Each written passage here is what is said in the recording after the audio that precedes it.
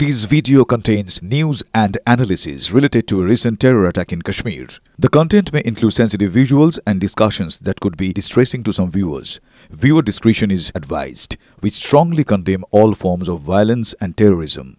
The purpose of the content is solely to inform and create awareness based on verified reports.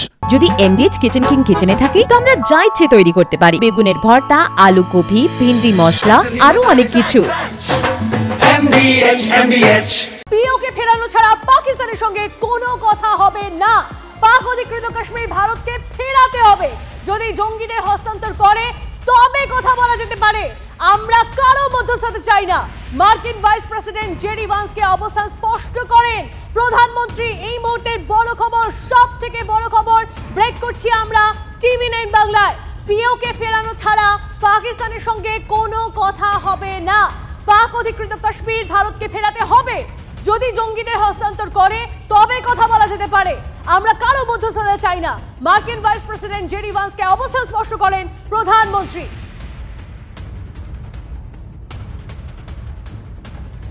Tanmoy প্রামাণিক আমাদের সহকর্মী আমাদের সঙ্গে রয়েছেন, সরাসরি তন্ময়ের সঙ্গে কথা বলবো এবং বিষয়টা জানার চেষ্টা করব। এই যে প্রধানমন্ত্রী নরেন্দ্র মোদী বার্তা দিলেন সেটা কতটা যথোপযোগ্য, এই মুহূর্তে দাঁড়িয়ে কি পরিস্থিতি? দেখো, এই বার্তা মারাত্মক বার্তা, কারণ পাকিস্তান খুব কায়দা করে এই সিজফায়ার করে, অর্থাৎ অস্ত্রবিরতি বা সংঘর্ষ বিরতি, এটাকে সামনে রেখে কাশ্মীর ইস্যুকে এবার কিন্তু আন্তর্জাতিক স্তরে সামনে আনতে চাইছে। সেই জায়গাটায় আজকে নিউ ইয়র্ক টাইমসের সূত্রে যে রিপোর্ট, এখন তুমি বলছিলে যে খবর আমরা ব্রেক করছি TV9 বাংলা দর্শকদের জন্য, সেখানে খুব স্পষ্ট করে মোদির বার্তা রয়েছে কোথায় না, ভাইস প্রেসিডেন্ট জেডি ভান্সের কাছে আমেরিকার। সেখানে তিনি কি বলছেন?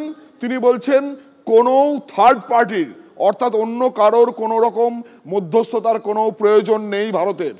এক, দুই, যে সেখানকার যে জঙ্গি গোষ্ঠীগুলো রয়েছে, সেই জঙ্গি গোষ্ঠীর যে নেতা মাসুদ আজহারের নাম আমরা জানি, এবং আরও হাফিজ রয়েছেন, এইসব নামগুলো আমরা জানি, সেই জঙ্গিদেরকে হাতে তুলে দিতে হবে, অর্থাৎ হ্যান্ড ওভার করতে হবে যে জঙ্গি সংগঠনের নেতারা রয়েছে। 3 নম্বর একটা কি না, যখন সিজফায়ার বলা হয়েছে তারপর পাকিস্তান 26টি জায়গায় হামলা চালিয়েছে এবং সেগুলোর প্রত্যুত্তর দিয়েছে ভারত, এবং পরিষ্কার করে তিনি বলে দিয়েছেন যে যা যা করার দরকার ভারত সেগুলো করবে।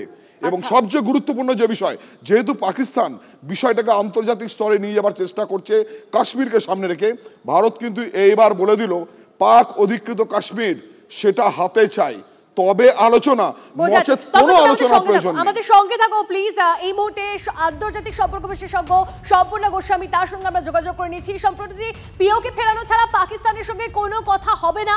পাক অধিকৃত কাশ্মীর ভারতকে ফেরাতে হবে। যদি জঙ্গিদের হস্তান্তর করে তবে কথা বলা যেতে পারে, এবং আমরা কারো মধ্যস্থতা চাই না।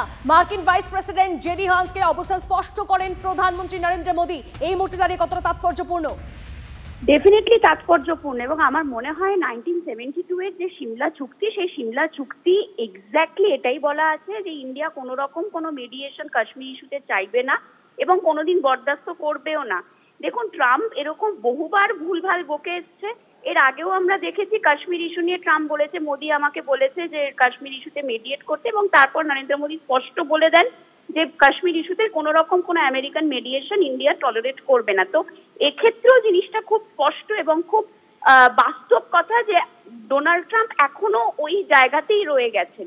আরো একটা বিশেষ জায়গা যেটা আমার মনে হয় খুব স্পষ্ট এবং খুব স্ট্র্যাটেজিক ভাবে ইন্ডিয়া করেছে, এবং স্পেশালি প্রাইম মিনিস্টারের বক্তব্যে যেটা উঠে আসছে, যে পাকিস্তানের সঙ্গে আমরা বহু আলোচনা করেছি। ইন্ডিয়া দিনের পর দিন, বছরের পর বছর পাকিস্তানের সঙ্গে নেগোসিয়েশন করে এসছে, প্রচুর শান্তির কথা হয়েছে, কিন্তু পাকিস্তান বদলায়নি। এবং সেই কারণে এখন ইন্ডিয়া যে স্ট্যান্সটা নিয়েছে যে পিওকে ফেরত, এবং সেকেন্ডলি হচ্ছে সমস্ত টেররিস্ট লিডারদেরকে হস্তান্তর করা, আমার মনে হয় এর থেকে করা বার্তা ভারতের পক্ষে দেওয়া এই মুহূর্তে দাঁড়িয়ে সম্ভব নয়। এবং দ্বিতীয়ত আমার যেটা মনে হয় যে যেভাবে সিজফায়ার ভায়োলেশন পাকিস্তান করেছে, যেটা পাকিস্তানের মতো দেশের থেকে খুবই অবভিয়াস রিয়াকশন বলেই আমার মনে হয়, সেই জায়গায় আরো ম্যাসিভ রিটালিয়েশন মিলিটারি দিক থেকে এইটা বোধহয় ভারতের ইমিডিয়েটলি করা দরকার।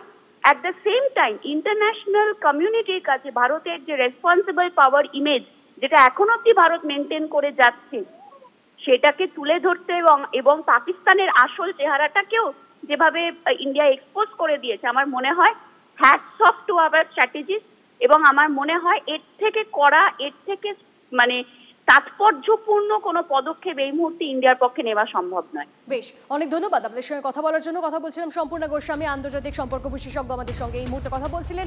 এবং এই মুহূর্তে আমাদের সহকর্মী আমাদের সঙ্গে রয়েছেন। তন্ময়, তুমি যে কথাটা বলছিলে এবং যে জায়গায় তোমাকে থামালাম, এই যে ভারতের তরফ থেকে জানিয়ে দেওয়া হলো, প্রধানমন্ত্রী বলে দিয়েছেন আমরা কোনো মধ্যস্থতা চাই না, এটা কতটা স্ট্র্যাটেজিক স্টেপ? দেখো, এটা মারাত্মক। এই যে কথা আমরা শুনলাম যে সিমলা চুক্তির কথা, সেখানে দ্বিপাক্ষিক বলা আছে, অর্থাৎ কোনো সময় কোনো সমস্যা তৈরি হলে দুই দেশের মধ্যে দ্বিপাক্ষিক বৈঠক হবে, মাঝখানে কেউ মধ্যস্থতা করতে আসবে সেটা কিন্তু সেই জায়গায় সেই চুক্তিতে নেই। ফলে আজকে সেটা কিন্তু মনে করিয়ে দিলেন মোদি। টাইমস, যে নিউ ইয়র্ক টাইমসের যে রিপোর্ট আমরা পাচ্ছি সেই সূত্রে, সেখানে পরিষ্কার করে মোদি বলে দিয়েছেন কোনো রকম কারোর মধ্যস্থতা প্রয়োজন নেই, কোনো মধ্যস্থতার কোনো প্রয়োজন নেই। 1, 2, পাক অধিকৃত কাশ্মীর ফেরত দিতে হবে, তারপর কোনো কথা। 3, এই যে জঙ্গি নেতারা রয়েছে তাদেরকে হ্যান্ড ওভার করতে হবে ভারতের হাতে। এই 3টে শর্তই একদম পরিষ্কার করে বলে দিয়েছেন মোদি, এবং বলে দিয়েছেন যে কোনো রকম কোনো ঘটনা ঘটলে যা প্রত্যাঘাত করার ভারত সেটা করবে। 26টা জায়গাতে পাকিস্তান হামলা চালিয়েছিল গতকাল। সিজ ফায়ার অর্থাৎ সংঘর্ষ বিরতি বা অস্ত্রবিরতি বা যুদ্ধবিরতি যেভাবেই আমরা দেখি না কেন, সেই ঘটনার পর, সেই স্বীকৃতি দেওয়ার পর তারা সেই কথা রাখেনি। তারা সন্ধে নামতেই, অন্ধকার নামতেই ঠিক 8টার পর আমাদের ভারতীয় সময়, তারপর তারা আক্রমণ হানে, 26টি জায়গায় হামলা করে, মানে বেপরোয়া হামলা করে। প্রত্যেকটির উত্তর দিয়েছে ভারতীয় সেনাবাহিনী। সেটাও মোদি বলে দিয়েছেন যে একেবারে স্ট্রিক্ট, যে কোনো ঘটনার প্রত্যাঘাত আমরা করব। অর্থাৎ পাক অধিকৃত কাশ্মীর ফেরত দিতে হবে, জঙ্গিদের হাতে প্রত্যার্পণ করতে হবে ভারতের হাতে, আর কোনো মধ্যস্থতা নয়। এটা হলে কথা হবে, নচেত কোনো কথা নয়, যা হবে কাজে হবে। সঙ্গে থাকো তন্ময়। এই মুহূর্তে আমরা যোগাযোগ করে নিয়েছি কর্নেল দীপ্তাংশু চৌধুরী আমাদের সঙ্গে রয়েছেন। কর্নেল চৌধুরী, পিওকে ফেরানো ছাড়া পাকিস্তানের সঙ্গে কোনো কথা হবে না, পাক অধিকৃত কাশ্মীর ভারতকে ফেরাতে হবে, যদি জঙ্গিদের হস্তান্তর করে তবে কথা বলা যেতে পারে, আমরা কারো মধ্যস্থতা চাই না। মার্কিন ভাইস প্রেসিডেন্ট জেডি ভান্সকে অবস্থান স্পষ্ট করেন প্রধানমন্ত্রী, আপনি কিভাবে দেখছেন? সবচেয়ে যেটা আমাদের 140 কোটি ভারতবর্ষ খারাপ রেখেছিল, যে এই মধ্যস্থতা হঠাৎ এই প্রেসিডেন্ট ট্রাম্পের টুইট, আমাদের একটু এটা ভারতবাসী হিসেবে ভালো লাগেনি।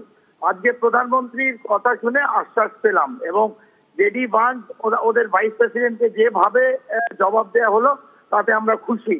2, সিমলা ট্রিটিতে খুব পরিষ্কার ভাবে লেখা আছে কোন তৃতীয় দেশের কাশ্মীর নিয়ে মধ্যস্থতা করা যাবে না, এবং পাকিস্তান খুব সুকৌশলে এই সময় কাশ্মীর ইস্যুটা এই মিডিয়েশনের মাধ্যম দিয়ে ওপরে তোলার চেষ্টা করেছে।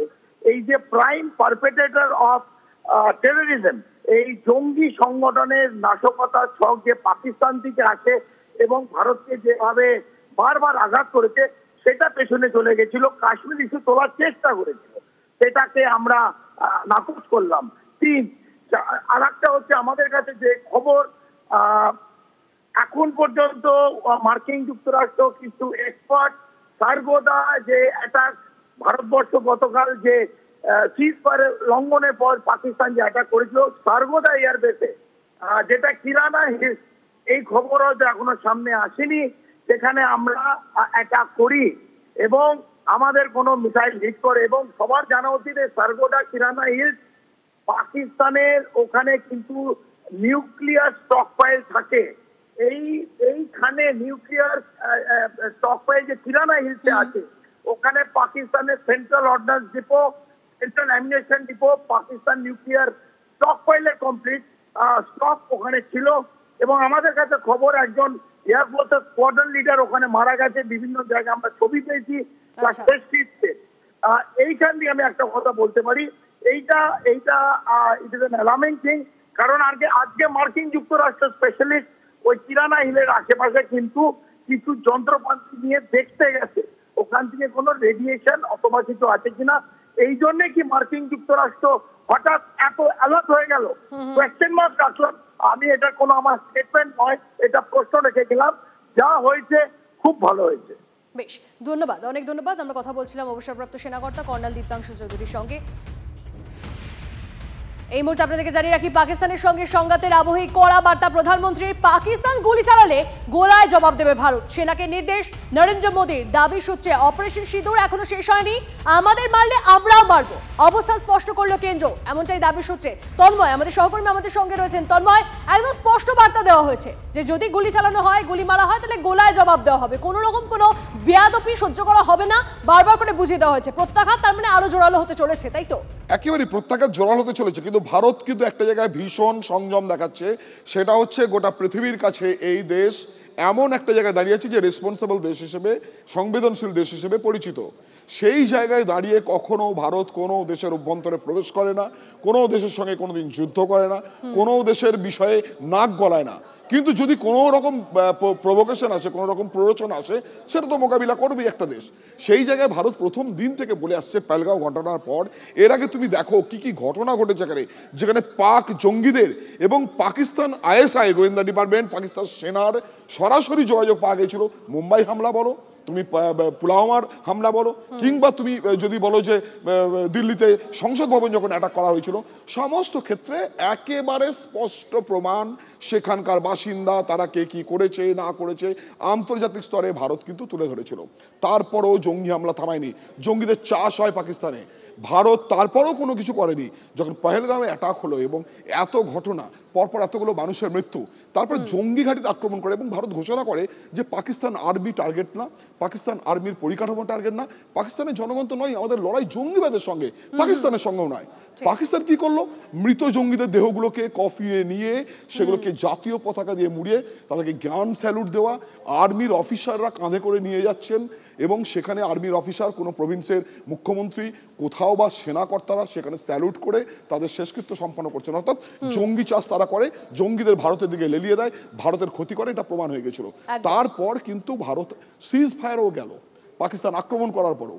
এখন যেটা হয়েছে গতকাল সেই সিজ ফায়ারে যাওয়ার পর, তারপর কিন্তু যে 26টি জায়গায় আক্রমণ করে, সেখানে পরপর আজকে সকাল থেকে বৈঠক।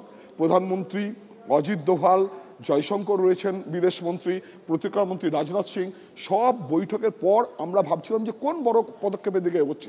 তখন ইন্ডিয়ান এয়ারফোর্স জানালো যে আমরা অনগোয়িং রয়েছে এই অপারেশন সিন্দুর, অর্থাৎ ঠিক এই মধ্যস্থতা, কার মধ্যস্থতায় ঠিক এই সংঘর্ষ বিরতিতে গিয়েছিল ভারত এবং পাকিস্তান? আমেরিকার মধ্যস্থতায় কি সংঘর্ষ বিরতি?